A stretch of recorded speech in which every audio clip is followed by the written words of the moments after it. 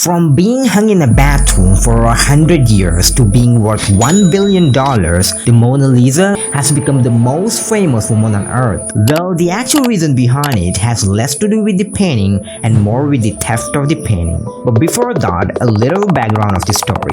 In 1503, Francesco del Giocondo, a wealthy merchant in France, commissioned Leonardo da Vinci to paint a portrait of his beautiful wife to celebrate the birth of the second child. 16 years passes, 1516, Leonardo was still not finished with his painting. It was when he received an invitation from the King Francis I of France to join his courtsmen. Then he moved to France with his painting and continued the work on the lady. But unfortunately, in 1519, Da Vinci passes away, leaving his unfinished artwork behind. And amazed by the beauty of the Mona Lisa, the king took the painting and hung it in his bathroom. However, shortly after the French Revolution, the painting was moved to the Louvre Museum, where she was expected to rest forever as just one of the 1,000 usual paintings. But in 1881, a man was born in Italy who was going to change the fate of Mona Lisa forever: Vincenzo Peruggia. A carpenter by profession but filled with patriotism, ready to go any far for his country. And at some point of time, he moved to France, where he worked as a carpenter for making protective cases for the artworks in the Louvre Museum. And during his work, his eyes gazed at several Italian masterpieces hung up there.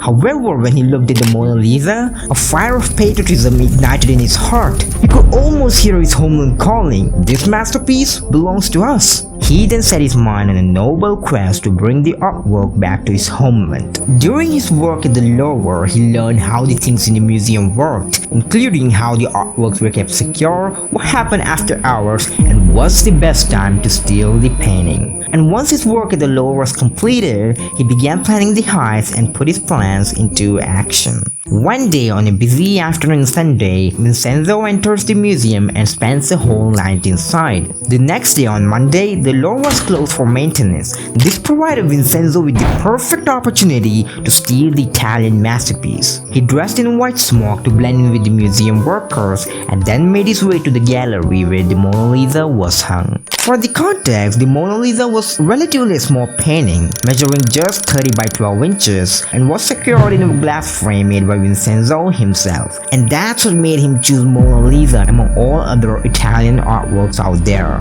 As all the frames in the museum made solely by him, he had no hard time removing the protective case of the painting and hiding in its white uniform before swiftly exiting the museum without a single trace. Later, he made his way to the train station and boarded the 747 train out of Paris. The theft of a masterpiece like the Mona Lisa triggered the alarms quickly and created a massive chaos in the city.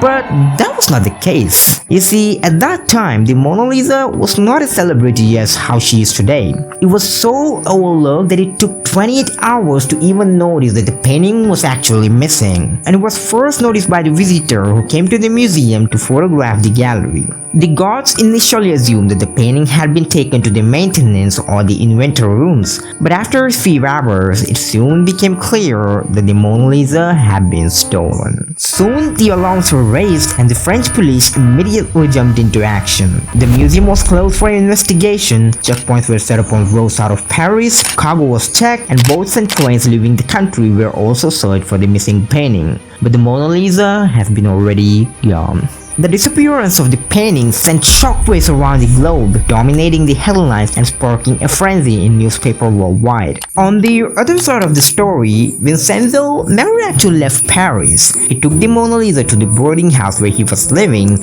and kept the prized painting hidden under the false bottom of his trunk for 2 long years without a single hint. Until December 10 in 1913, when Peruggia finally decided to sell the painting and moved to Italy with the artwork. He wrote a letter to Alfred Gehry, an art dealer in Italy, offering him to sell the Mona Lisa for 500,000 francs if he promised to paint the Mona Lisa in an art gallery in Italy. Gehry was immediately suspicious, so he asked the director of the Uffizi Gallery to join him in the meeting with the Peruggia at his hotel room. And after confirming the painting's authenticity, the two Italian experts agreed to purchase the Mona Lisa from Peruggia.